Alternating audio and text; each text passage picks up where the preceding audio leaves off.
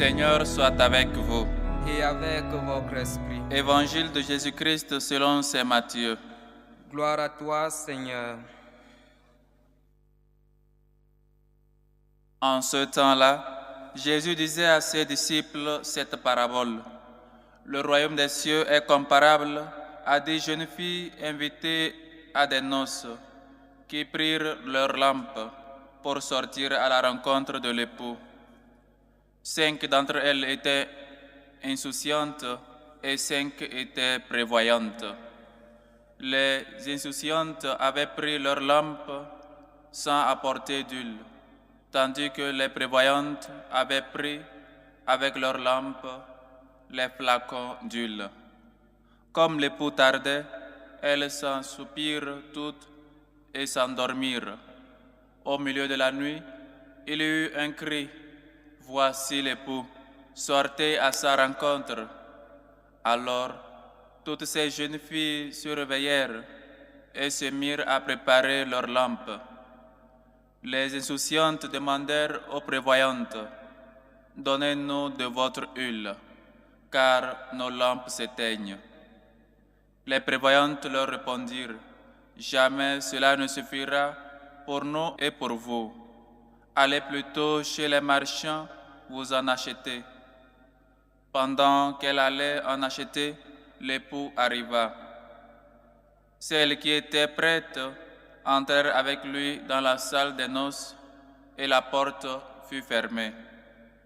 Plus tard, les autres jeunes filles arrivèrent à leur tour et dirent, « Seigneur, Seigneur, ouvre-nous. » Il répondit, « Amen, je vous le dis, je ne vous connais pas. Veillez donc, car vous ne savez ni le jour ni l'heure. »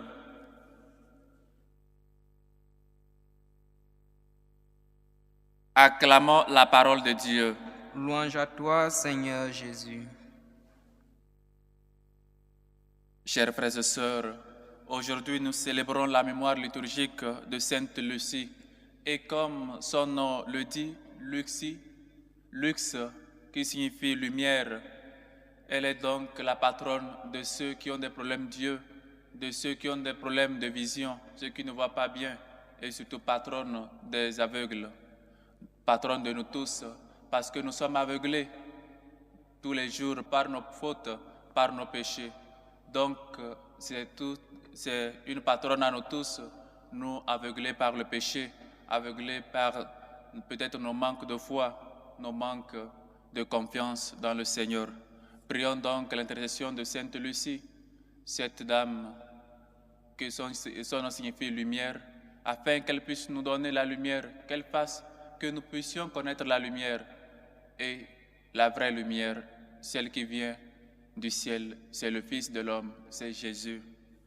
Et donc, chers frères et sœurs, aujourd'hui l'Évangile, en cette mémoire de Sainte Lucie, la parole de Dieu qui nous a donnée pour notre méditation, se réfère aux 10 vierges, cette parabole que nous connaissons tous. Et donc, 5 ont pris leur lampe avec des flacons d'huile, et 5 autres insensés ont pris leur lampe sans des flacons d'huile.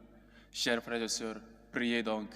Prions donc parce que le moment où nous n'espérons pas le Seigneur, c'est ce moment-là où il vient. Nous sommes dans ce temps de l'Avent, ce temps que nous nous préparons pour recevoir le Fils de l'homme quand il viendra. Chers frères et sœurs, il est donc important que nous puissions veiller.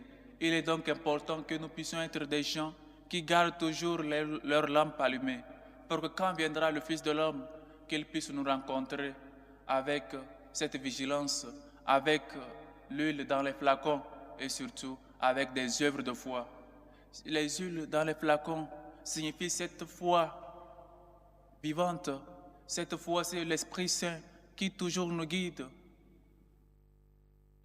La foi sans œuvre est une foi morte, est une foi stérile. On ne peut pas dire qu'on croit et puis c'est fini, on a les mains croisées. Le chrétien doit chercher plus. Il doit aller. Toujours être près de la lumière qui est le Fils de l'homme. Toujours s'approcher de la lumière. C'est plus on s'approche de la lumière, plus on voit les taches sur nos habits, plus on voit nos péchés. Et donc, c'est pourquoi il faut aller vers la lumière. C'est seulement en allant vers la lumière qu'on voit nos péchés, qu'on réalise en nous ce qui nous manque pour que vraiment cette lumière puisse venir à nous. Chers frères et sœurs, il faut toujours ne pas rester les bras croisés, qu'on a la foi et puis c'est fini. Il faut les œuvres qui accompagnent la foi. Une foi qui n'a pas d'œuvre, une foi sans l'huile dans les flacons est une foi morte. On ne peut pas dire je suis chrétien mais je ne vais pas à l'église. Je suis chrétien mais je ne pratique pas. Je suis chrétien mais ça fait longtemps que je n'ai pas mis les pieds à l'église. Soit ça fait longtemps que je ne me confesse plus.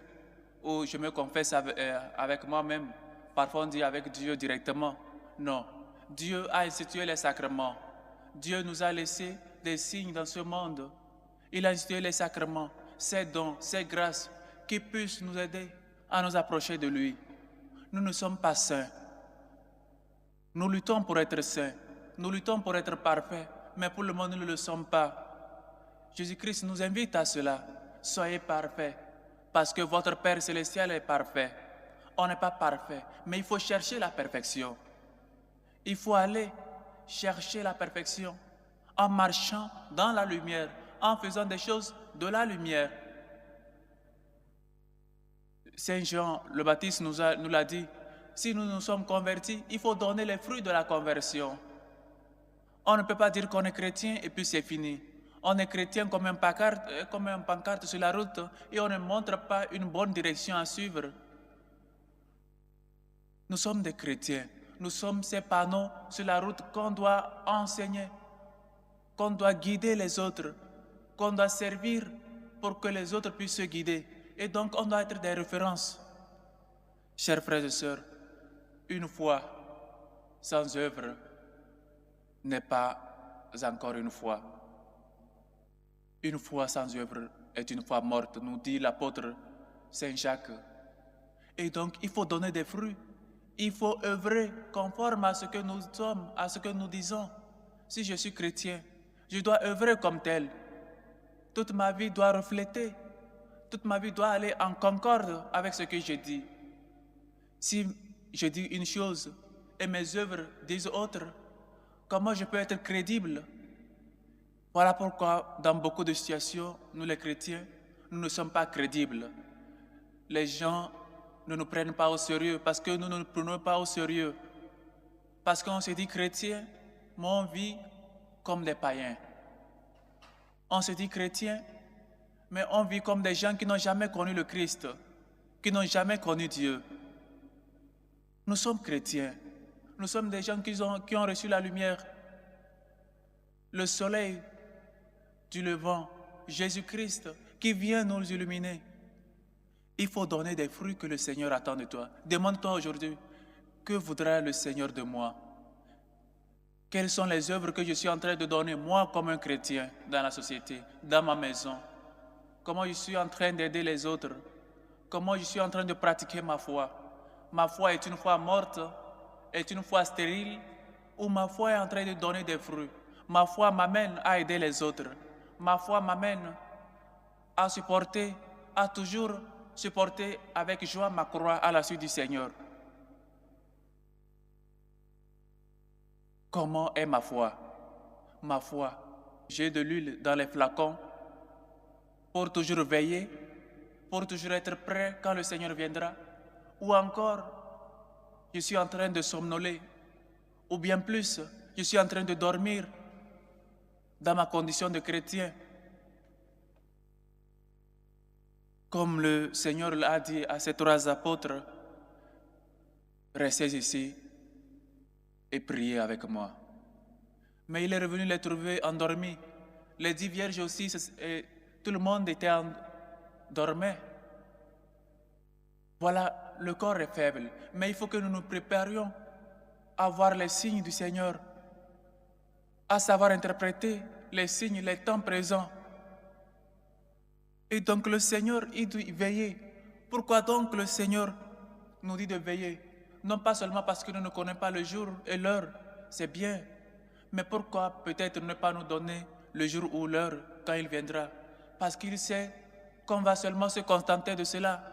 Quand tu aimes quelqu'un, Quand la personne n'est pas là, tu œuvres, tu fais tout pour que quand la personne viendra, puisse trouver tout en ordre, puisse te trouver en tenue de service. Quand tu as des invités, tu ne sais pas à quelle heure ils viendront, tu te prépares pour que quand ils viendront, le repas puisse être prêt, que la maison soit bien balayée. Donc le Seigneur ne nous montre pas, ne nous dit pas le jour où il viendra. C'est pour que nous, chaque jour, nous puissions travailler à ce que, si c'était le dernier jour, travaille aujourd'hui comme si c'était le dernier jour que le Seigneur viendra.